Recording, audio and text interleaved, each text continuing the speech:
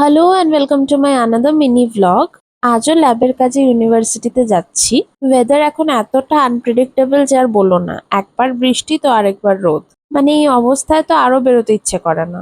যাই হোক, কি আর করা যাবে, এই বিরক্তি নিয়েই তো আমি ল্যাবে পৌঁছে গেলাম।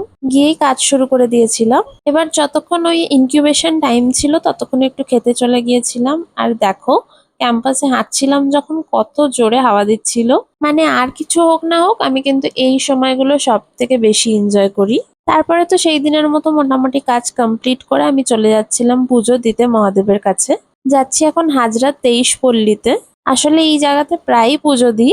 এই শ্রাবণ মাস চলছে আর একটা সোমবার এসে আমি পুজো দেবো না, এটা তো হতেই পারে না, সেই কারণেই চলে গেলাম। তোমরাও পারলে একবার ভিজিট করে আসবে, প্রচন্ড ভালো আর সুন্দর মন্দির। শুধু মহাদেব নয়, সাথে দেখতে পেয়ে যাবে এত সুন্দর দুর্গা মূর্তি। দেন আমি বাড়ি এসে নিজের বাড়ির মহাদেবকে পুজো দিয়ে দিলাম। এই কাজ সারতে সারতেই তো 8টা বেজে গিয়েছিল, তাই একটু খাওয়ার আর কফি নিয়ে বসে গেছিলাম লক আপ দেখতে। আজকের মতো এটুকুই, বাই বাই।